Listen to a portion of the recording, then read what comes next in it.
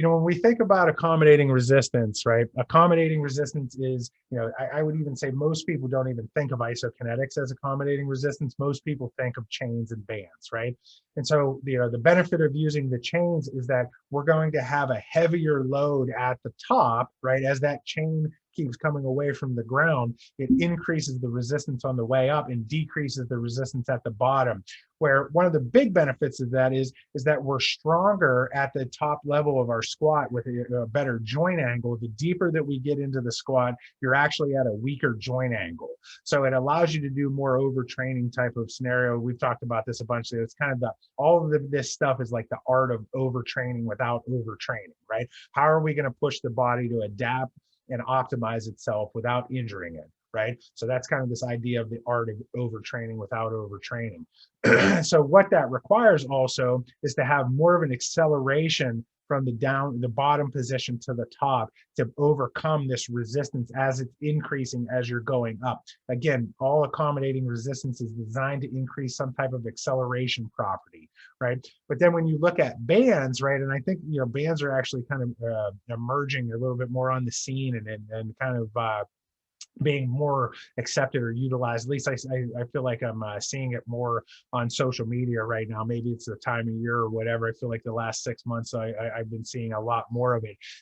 Creates this elastic resistance that is still, you're still not getting as much resistance at the bottom. But when we're looking at athleticism and the ability to accelerate through a closed kinetic chain pattern, elasticity in rubber bands is one of the best things that we can use because of the tension that provides. And also Heather, you'll find this out, I make up words. One of the new words I have is pliability. So the ability to be kind of plyometric space, that ability to be that quick twitch pop, right?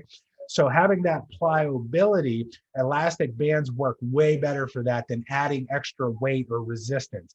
Just in general, we think of that Supple Leopard book, right? And this idea of pliability, it's really an elastic feature, right? That whole idea of the concentric to the amortization phase, or the eccentric to the amortization phase to the concentric, when we're going through what we call this triphasic type of movement, it's really more of an elastic property that we're trying to train. Then when we get into our isometrics and things like that, we're trying to take that elastic component out. So we have to work on kind of more pure force production from a static position, which is working on starting strength, and somewhat on accelerating strength. But when we're looking at that pliability and really being able to accelerate throughout the range of motion, we're going to prefer to use elastic bands. And we actually don't use them in our system too much on barbells. We use them on these other machines that we have. So any thoughts or comments on that? Good. All right. So, and I keep thinking about maybe maybe this should be the first slide, just to show you guys what a typical traditional isokinetic machine is. This is very similar to one of the machines that we had when I was at the University of Cincinnati that we use for our return to sports testing. They're very expensive. Some of them are, $30,000, $50,000, right? They have all these computer readouts, graphics, and they give you all these types of reports, which are awesome. And there's primarily several companies that do these Cybex, Biodex, Kencom. Those are usually the ones that you see in the really high level PT clinics and university and professional sports. So they've been around since the 1960s. Perrine and these guys came up with them, and they really started working on more of the protocols towards the late 60s. And again, like I had said, Mike Maddox came up with his machine towards the mid to late 70s. So isokinetics at that time was a huge booming thing that everybody was really interested in being able to do. For athletes and for training and for rehab. And I know a lot of this from actually talking to the inventor guy a lot about this. And the big argument back then, and one of the reasons why isokinetics didn't really come to the mainstream in training today, is that everybody was arguing whether isokinetics was better than isotonics, right? Is weightlifting better than isotonic or isokinetics. And it's like, you shouldn't think that way, right? If we're going to use an evaluation-based protocol, we're going to do whatever is best for that athlete or that individual, right? So maybe we need to use isokinetics for this reason, and maybe we need to use isotonics for that reason, or maybe we want to use a combination of the two, but we shouldn't talk in absolutes going, oh, well, you should only do this or you should only do that. Right. And there was a big, I mean, it's still that way to this day where there's this big rift between the two. Most strength and conditioning coaches don't like isokinetics, and most, rehab isokinetics type of people are more along those lines and taking pressure off the joints and all of those things. And they don't believe in doing as much weightlifting type of exercises.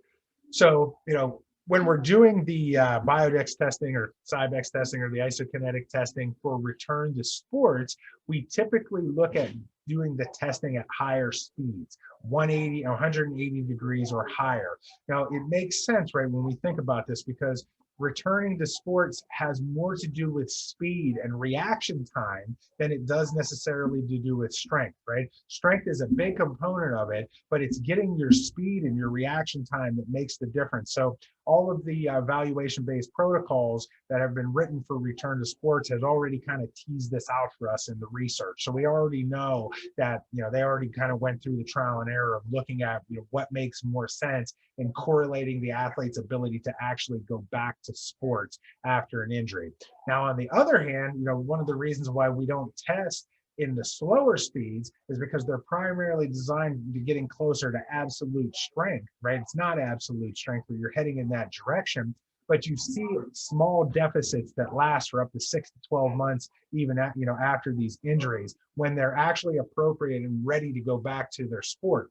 So if we didn't understand this, we would end up holding athletes out way longer than we need to. At the same time, the cool part is that the slower speeds are able to tease out these deficits, right? And we can see that these deficits exist. So it gives the athlete or the subject, whoever it is, feedback as to these side-to-side imbalances that they may have, right? So another thing to note is that most of these machines, I know about 10 years ago, they started coming out, at least we were looking at them, it might have been a little longer than that, 15 years ago, showing my age. When I was at the University of Cincinnati, they were looking at closed chain isokinetic machines that had all the computer graphics and all of the things that we're looking at here with these machines, but they're even more expensive, right? So that that's the challenge why we never see them. They're in that $50,000 plus range. So the other challenge with this is NARPs, right? Non-athletic regular people. Most of these studies, like I was talking about after your question, Heather, was that most of these studies that show all of these benefits with EMG activity and muscle hypertrophy, they weren't studying function, and they were studying your average population, right? So most of the support in the literature for this in terms of the benefits were not studied on really high-level athletes. Right, so most of the literature that you're going to look into this is going to be skewed in that direction, which at the same time, I say, well, okay, well, why don't we start studying these things? Now, the challenge is when we're trying to correlate over to function, we know that doing open kinetic chain type of exercises in general doesn't have a huge correlation over to function, especially once you're getting through that principle of initial gains phase, right? When we're looking at that principle of diminishing returns, some of this stuff can be huge because you can start teasing out these small problems or deficits that people have. But ultimately, if we're looking at working on function, it's this idea of specificity, right? Is that we're going to have to do things that mimic the same movements to see real functional transfer typically, again, especially after we get through that principle of initial gains, which is what you got to be careful about when you're looking at all the information that you see on this. Well, yeah, everybody gets better in 12 weeks if they've never done something before, right? We could just have people do push-ups. You're going to see that improvement. That's the whole idea of the principle of initial gains, right? But once you've had significant amounts of training, and people have a longer or older training age, you're not going to see that amount of change that you're going to see in the beginners, right? So this also falls back onto the rehab side, right? Where mostly that's where isokinetics come from, right? It's not from the fitness and strength and conditioning world. So most of your research that you're seeing on isokinetics is going to be more for your average population. right?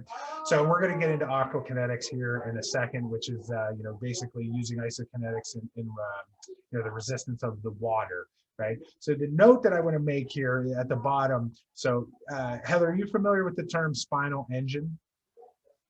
Okay, so nope. So it's basically understanding, and I call it ambikinetic, being able to use all four limbs in your trunk at the same time to move, which is what we see as this kind of peak expression of movement in elite athletes.